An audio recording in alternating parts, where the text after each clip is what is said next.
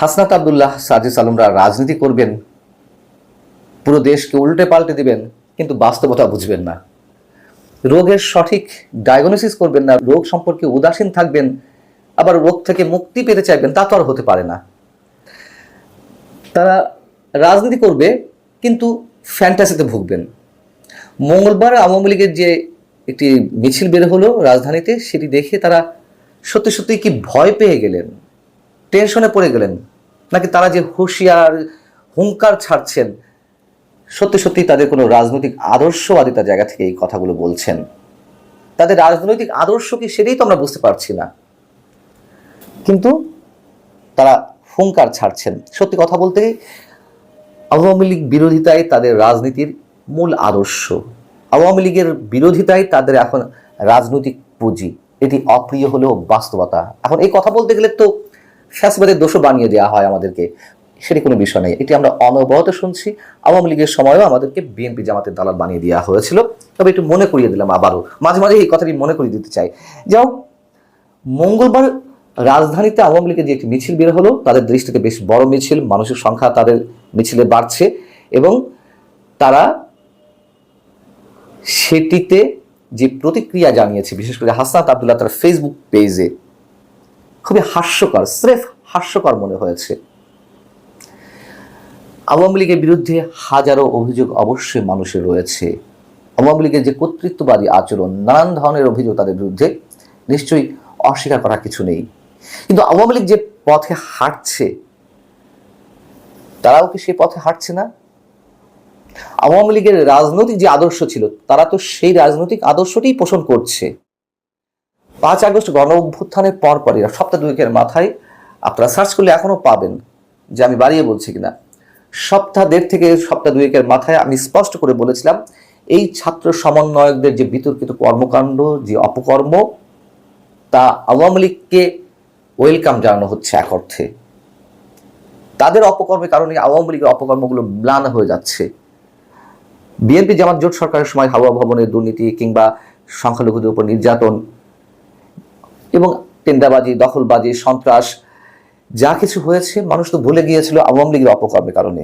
আবার আওয়ামী লীগের অপকর্মগুলো বর্তমান অন্তর্বর্তী সরকারের বিভিন্ন বিতর্কিত কর্মকাণ্ড, 71কে অস্বীকার করা সহ আরো ভয়ঙ্কর যে কথাবার্তা বা তাদের অ্যাক্টিভিটিস, এবং এই ছাত্র সমন্বয়কদের যে ঔদ্ধত্য, তার কাছে আওয়ামী লীগের সব ধরনের বিতর্কিত কাজ মানুষের চোখের সামনে থেকে মুছে যাচ্ছে।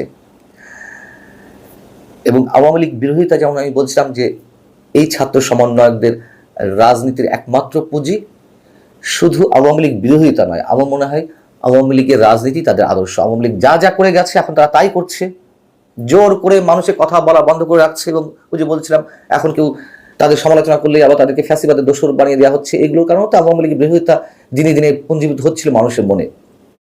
তো মঙ্গলবার যখন আওয়ামী লীগের মিছিলটি বের হলো, তার পরিপ্রেক্ষিতে হাসনাত আব্দুল্লাহ তার ফেসবুকে একটি পোস্ট দিয়েছেন, আপনারা অনেকেই শুনেছেন। তারপরে একটু আপনাদের সামনে তুলে ধরি। তিনি বলছেন যে, যেদিন থেকে আমাদের আওয়ামী বিরোধী অবস্থান এবং কম্প্রোমাইজের রাজনীতির বিরোধী থেকে শিষ্টাচার বহির্ভূত বলা শুরু হয়েছে, সেদিন থেকে আওয়ামী লীগের মিছিল বড় হতে শুরু করেছে। যারা কম্প্রোমাইজের রাজনীতি করছেন, তাদের সতর্ক করছি, অতি শিগগিরই আওয়ামী লীগ নিয়ে সিদ্ধান্তে আসুন, না হলে আপনারা করবেন কম্প্রোমাইজ রাজনীতি, আর আমি করব শিষ্টাচার বহির্ভূত রাজনীতি। আমি শিষ্টাচার বহির্ভূত রাজনীতি বা আচরণ শুরু করলে নিতে পারবেন না, সাবধান হয়ে যান। কাদের তিনি সাবধান করছেন? তিনি কি শিষ্টাচার বহির্ভূত আচরণ করবেন, মানে কিসের ভয় দেখাচ্ছেন তিনি? এটা রাজনীতি, এটা গণতন্ত্র, এটা 24শে চেতনা। 24শে চেতনা কি ছিল? বরং 24শে চেতনায় যে মানুষ রক্ত দিয়েছে, তাদের রক্তের সাথে বেইমানি করা হচ্ছে। এই ছাত্র সমন্বয়ক বা সরকার বেইমানি করছেন। 24শে চেতনা কি ছিল? শুধুমাত্র তো গণতান্ত্রিক আকাঙ্ক্ষা, একটা স্বৈরাচারী সরকারের পতন ঘটিয়ে মানুষ যাতে ভোট দিতে পারে, ভোটের মাধ্যমে নতুন নির্বাচিত সরকারের অধীন দেশ পরিচালিত হতে পারে, মানুষের ভোটাধিকারটা ফিরে আসে। এই তো, এর বাইরে আর কি ছিল? এখন যে লম্বা লম্বা কথা বলা হচ্ছে, এগুলো আমরা দীর্ঘদিন ধরে বলছি, তারপরে বলতে হচ্ছে, মনে করিয়ে দিতে হচ্ছে তারা যা শুরু করেছে দিনের পর দিন। বরং এই ছাত্র সমন্বয়কদের উপরে, এই যে ছাত্র নেতাদের উপরে মানুষ অতিষ্ঠ, মানুষ বিরক্ত। গত 8 মাসে যা কিছু হয়েছে, মব ক্রিয়েট করা থেকে শুরু করে চাঁদাবাজি যে অভিযোগ, মানুষের চাকরি খাওয়া, মানুষের চাকরি থেকে বের করে দেওয়া, সাংবাদিকদের হুমকি দেওয়া, এমন কিছু নেই যা ঘটেনি। তাহলে মানুষ কেন আওয়ামী লীগ থেকে আলাদা করবে এদের রাজনীতিকে? বরঞ্চ কেউ কেউ তো বলেন যে শেখ হাসিনার স্বৈরাচার হয়ে উঠতে সময় লেগেছিল 15.5 বছর, আর গত 8 মাসে যা হয়েছে 8.5 মাসে তার চেয়ে অনেক ক্ষেত্রে অনেক বেশি হয়েছে। কেন মানুষ এই কথাগুলো বলবে? কি বলবেন? এগুলো আওয়ামী লীগ যারা ভক্ত সমর্থক তারা বলছে না। হাসনাত আব্দুল্লাহ আপনার ফেসবুক পেজে দেখুন কমেন্টগুলো কি পড়েছে, এবং প্রকাশ্যে তো দেশের লার্নার পার্সন থেকে শুরু করে রাজনীতিবিদরা তারা তো বলছে যে তাদের যে বডি ল্যাঙ্গুয়েজ প্রকাশ্যে বলছে যে তারা কি হয়ে গেছে, কি মনে করেন নিজেদেরকে।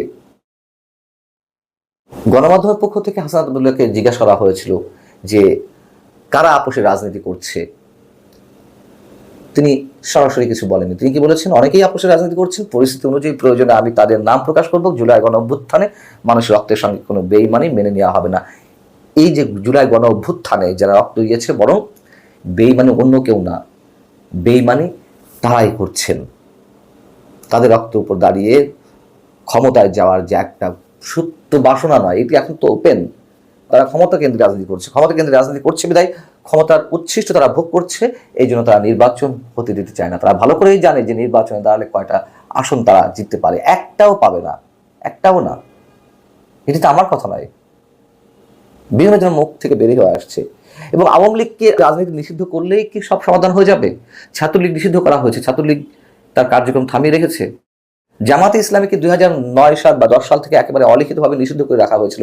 তাদেরকে একটা ব্যানার নিয়ে রাস্তা নামতে দেওয়া হয়নি, তাদেরকে যেখানে পাওয়া গেছে সেখান থেকে আটক করা হয়েছে, ধাওয়া দেওয়া হয়েছে, হামলা করা হয়েছে। তাদের কি হয়েছে? জামাতের রাজনীতি শেষ হয়ে গেছে? বরং জামাত আরো সংগঠিত হয়েছে, আরো 4 গুণ 5 গুণ শক্তিশালী হয়েছে। আন্তর্জাতিক গণমাধ্যম ডিপ্লোম্যাটের একটা উদাহরণের আগে আমি অনেকবার দিয়েছি, যেখানে 2009 সালে জামাতের রোকন সদস্য ছিল মাঠ পর্যায়ে 15,000, সেটি 2024 নির্বাচনের আগে 2023 সেপ্টেম্বর এসে সেটি দাঁড়িয়েছিল 73,000-এ। আওয়ামী লীগ নিষিদ্ধ করলে তারা এরকম রাজনীতি করবে না, এরকম অ্যাক্টিভিটিস চালাবে না? এত সহজ রাজনীতি এতই শেষ করে যায় মানুষকে। বিএনপি আওয়ামী লীগ রাজনীতি এই বাংলাদেশ থেকে মানে সমূলে উৎপাদন করা সম্ভব কখনো? এবং তারা আরো শক্তিশালী হবে। এর প্রমাণ তো আমাদের সামনে আছে। গত 16 বছর বিএনপি যেভাবে আক্রমণ, হামলা, মামলার শিকার হয়েছে, বিএনপি শক্তিশালী হয়নি? 75 পরে আওয়ামী লীগ তো এক প্রকার নিষিদ্ধ ছিল, সেই আওয়ামী লীগ শক্তিশালী হয়নি? জামাতকে যে 2024 5 আগস্ট আগে, অর্থাৎ 2 তারিখের দিকে নিষিদ্ধ করা হলো নির্বাহী আদেশে, জামাত শেষ হয়ে গেছে, তখন তো আমরা প্রতিবাদ করেছিলাম। এসব বলে কোনো লাভ নেই। এগুলো করে কেবল রাজনৈতিক উত্তেজনা ছড়ানো হবে, কাজের কাজ কিছু হবে না। এবং এইভাবে যারা হুঙ্কার হুঁশিয়ারি দিয়ে মানে বলে না যে ফাঁপা কলস বাজে বেশি, তেমনটা দেখা যাচ্ছে। এগুলো বেশি দিন টেকে না। এবং আপনাদের রাজনীতি কতদিন থাকবে সেটা নিয়েও মানুষ এর মধ্যে ফোরকাস্ট করা শুরু করে দিয়েছে। অর্থাৎ আপনাদের এই যে ছাত্ররা, যেই ছাত্র রাজনীতির মধ্য দিয়ে মানে ছাত্রত্বের মধ্য দিয়ে তারা যে আন্দোলনটি করলো, একটা কথা বলেছে আজ পর্যন্ত, শিক্ষার পরিবেশ সুষ্ঠু করতে, শিক্ষাক্রম নিয়ে, পাঠ্যক্রম নিয়ে, সিলেবাস নিয়ে, শিক্ষার মান উন্নয়ন নিয়ে, শিক্ষার বাজেট নিয়ে, সবকিছুই মানুষের কাছে এখন ভাউতবাজি মনে হয়, সবার সবকিছু। আল্লাহ হাফিজ, ভালো থাকুন।